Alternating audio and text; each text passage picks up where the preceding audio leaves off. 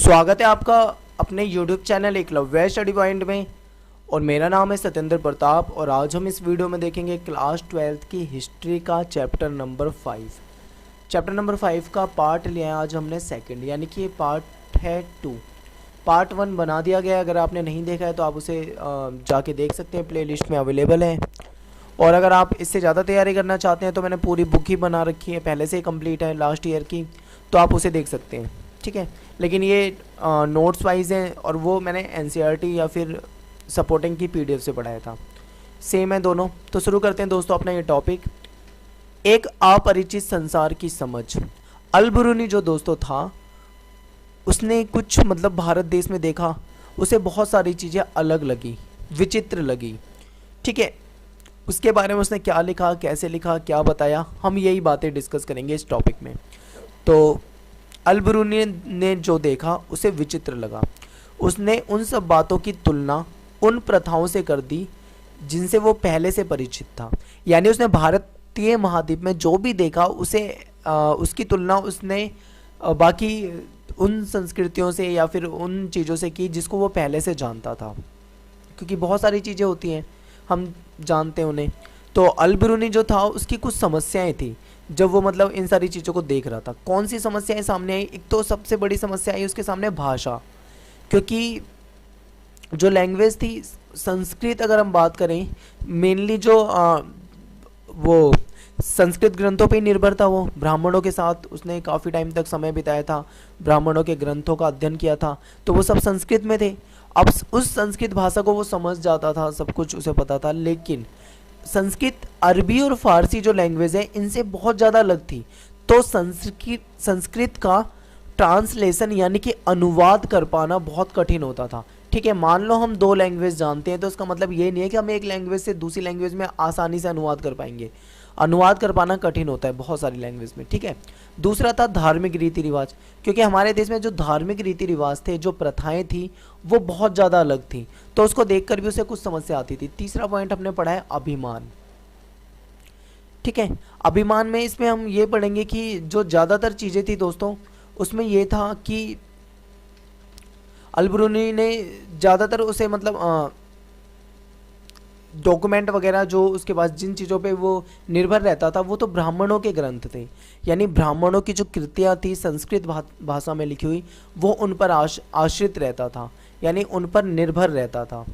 तो ये आ जाएगा इसमें। अब हम चलते हैं थोड़ा सा और आगे बढ़ते हैं। अल बिरूनी की जाति व्यवस्था। अल बिरूनी ने भारत में देखा कि भारत में जाति प्रथा है, तो उसने इससे पहले भी उसे पता था। फारस, उसने लिखा प्राचीन फारस के बारे में। उसने कहा कि फारस में मेनली 4 तरह के सामाजिक वर्ग थे। ये भारत की बात नहीं चल रही, याद रखना, ये फारस की बात चल रही है। घुड़सवार वर्ग, शासक वर्ग, भिक्षुक, पुरोहित, चिकित्सक, खगोल शास्त्री, वैज्ञानिक, कृषक तथा शिल्पकार। इस तरीके से ये 4 तरह के वर्ग थे, ठीक है। इससे वो ये बताना चाहता था कि सिर्फ भारत में नहीं बल्कि दुनिया के और देशों में भी ऐसे सामाजिक वर्ग जो हैं उसमें डिवाइड है दुनिया, यानी बहुत सारे देशों में ऐसी चीज़ें मानी जाती है, जाति प्रथा या अलग अलग मतलब समूहों में बांट देना, इस तरीके से। इस्लाम की अगर उसने बात करी तो उसने ये कहा कि जो इस्लाम धर्म है उसमें ये चीज़ें नहीं है। इस्लाम धर्म में सभी को समान माना जाता है, कि जो भी इस्लाम धर्म का व्यक्ति है वो समान है, बस अगर अंतर है तो उनकी धार्मिक भिन्नता में, यानी उनके जो पूजा पाठ के तरीके हो सकते हैं या फिर अपने अल्लाह को मानने के तरीके हो सकते हैं, उनमें थोड़ी बहुत भिन्नता हो सकती है, बाकी उनके अंदर जातिगत भेदभाव नहीं है। हमारे यहाँ पे क्या होता था, जातिगत भेदभाव होता था। एक शब्द आता है अस्पृश्यता, आप देख पा रहे हैं स्क्रीन पे। ये जो शब्द है दोस्तों ये बहुत ज़्यादा हमारे इतिहास में हमको मिलेगा। अस्पृश्यता का मतलब होता है अपवित्र, यानी कि ब्राह्मणवादी परंपराओं में कुछ लोगों को अपवित्र माना जाता था, अस्पृश्य माना जाता था, अछूत माना जाता था, जिनको छुआ नहीं जाता था, ठीक है। यानी कि मतलब उनको निम्न स्तर का माना जाता था, उनके साथ भेदभाव होता था। ये सारी चीज़ें दोस्तों हम पढ़ चुके हैं। तो यही है इसमें कि ब्राह्मणवादी परंपरा में जो अस्पृश्यता, अपवित्रता थी, उसको अल बिरूनी ने गलत माना, क्योंकि अल बिरूनी इन चीज़ों को बिल्कुल गलत मानता था।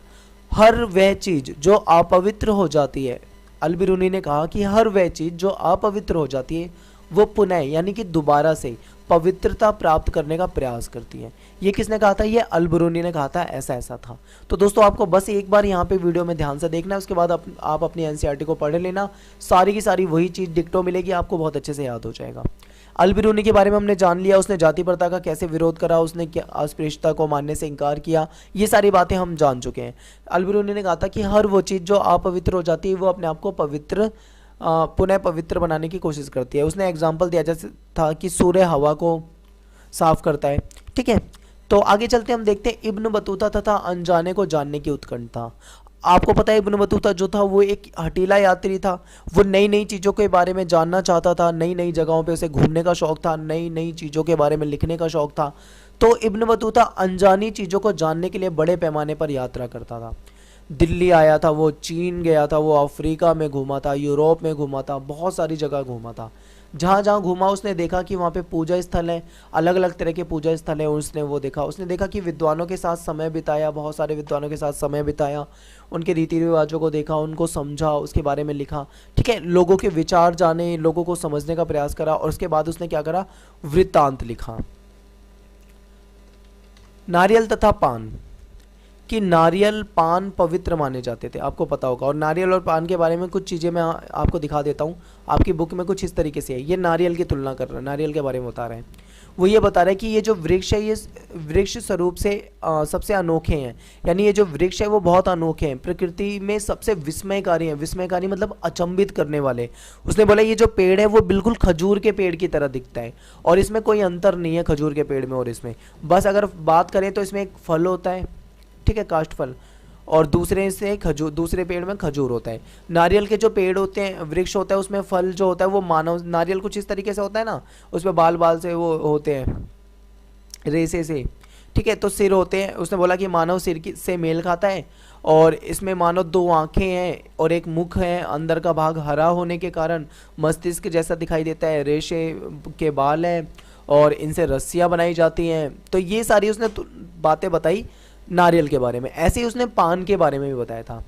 पान क्या था दोस्तों? पान क्या था कि पान एक वृक्ष है, लता जैसा, मतलब लता नहीं होती जो घूम घूम कर दीवार पे या कहीं पे पेड़ वगैरह पे चढ़ जाती है, तो लता होती है।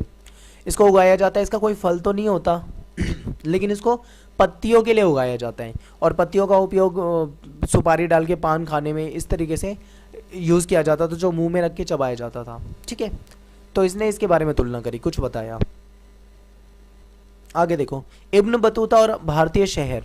वो भारतीय शहरों में घूमा, उसने उसके बारे में कुछ लिखा। क्या लिखा, क्या बताया, चलो इसको पढ़ लेते हैं। उसने बताया कि जो शहर हैं वो व्यापक अवसर से भरे, यानी शहर में अवसर बहुत ज़्यादा है, यानी कि नौकरियां बहुत ज़्यादा है, यहाँ पे रोजगार बहुत अच्छा है, लेकिन उनके लिए जिनके पास इच्छा होनी चाहिए, उनके पास साधन होना चाहिए, और उनके पास कौशल होना चाहिए। ठीक है, हर किसी के लिए नहीं, जिनके पास ये चीज़ें उनके लिए शहरों में बहुत अवसर हैं। उसने बोला कि जो शहर हैं वो घनी आबादी वाले थे, समृद्ध थे। समृद्ध का मतलब वहाँ पे मतलब सब कुछ था, सुविधाएं थी, अमीर थे। भीड़ भाड़ वाले शहर बताया उसने ये बताया कि यहाँ पे चमक दमक वाले बाजार हैं, रंगीन बाजार। उसने बोला कि दिल्ली जो है एक बहुत बड़ा शहर है, और यहाँ की आबादी जो है वो विशाल है, और उसने इसकी तुलना कर दी दौलताबाद से। दौलताबाद वर्तमान में महाराष्ट्र में है, यानी कि महाराष्ट्र के दौलताबाद शहर से उसने उसकी तुलना करी दिल्ली की। उसने बोला बाजार सिर्फ सामाजिक आर्थिक गतिविधि के केंद्र थे, मतलब व्यापार के ही केंद्र नहीं थे, बल्कि यहाँ पे क्या सामाजिक आर्थिक गतिविधि के केंद्र भी थे। उसने बोला कि बाजार में मस्जिद भी होती थी, मंदिर वगैरह भी होते थे बाजारों में। और इब्न बतूता ने बताया कि भारतीय कृषि जो है, भारत की जो खेती है वो अच्छी इसलिए होती है, यानी भारतीय कृषि उत्पादन स्तर अच्छा इसलिए है क्योंकि यहाँ पे जो मिट्टी होती है वो उपजाऊ होती है, यानी कि यहाँ पे बहुत अच्छी मिट्टी थी, बहुत उपजाऊ मिट्टी थी, इसीलिए यहाँ पे कृषि जो होती थी वो अच्छी होती थी। फिर उसने ये भी बताया कि किसान वर्ष में 2 फसलें उगा लेता था, यानी कि अब आप सोचो कि भाई जब उपजाऊ ज़मीन होगी तो जाहिर सी बात है कि साल में 2 बार आराम से फसलें उगाई जा सकती है। फिर उसने बात करी कि कपड़ों की, तो यहाँ पे जो मलमल के कपड़े होते थे ये महंगे होते थे, और इसको कौन पहनता था? महंगे कपड़े वही पहन सकता है जो धनाढ्य हो, यानी जो अमीर हो। तो अमीर लोग जो धनाढ्य होते थे वो मलमल के कपड़े पहनते थे।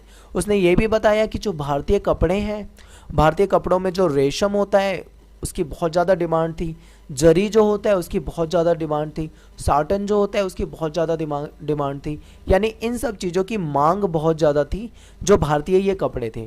तो दोस्तों इन्होंने भारतीय कपड़े और इन सारी चीज़ों के बारे में आपको बताया डिटेल में यहाँ पे, और पान के और नारियल के बारे में हम पढ़ चुके हैं। अब आपको काम क्या करना है कि आपकी जो बुक में बॉक्स होते हैं ना दोस्तों, मैं वो आपको हर एक बॉक्स तो नहीं बता रहा हूँ, लेकिन आप इन बॉक्स को क्या करना है, आपको रीड करना है, ठीक है। ये आपके लिए होमवर्क होगा हर चैप्टर से कि आपको जो बॉक्स होते हैं आपकी एनसीईआरटी में, आपको वो रीड करने हैं, अच्छे से समझने हैं।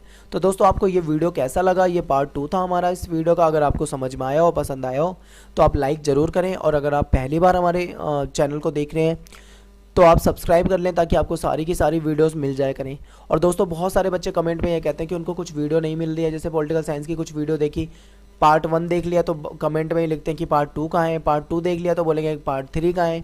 तो दोस्तों मैंने क्या करा है, मैंने एक अच्छी सी प्ले लिस्ट बनाई है, और आप देख सकते हैं हमारे चैनल पे जाके। प्ले लिस्ट में आपको सेकंड पॉलिटिकल साइंस की जो सेकंड बुक है 12th क्लास की, उसमें 27 वीडियो है, फर्स्ट बुक है उसमें 22 वीडियो है, और हिस्ट्री की लगभग 15-16 वीडियो डाल चुके हैं हम, और इंग्लिश की लगभग 31-32 वीडियो है। आपको सारी प्ले लिस्ट में अवेलेबल है, आप वहाँ पर जाके सर्च क्यों नहीं करते हो, आप एक बार प्ले लिस्ट देखना सीख जाओ, आपको सब कुछ वहाँ पर मिल जाएगा। ठीक है दोस्तों, धन्यवाद।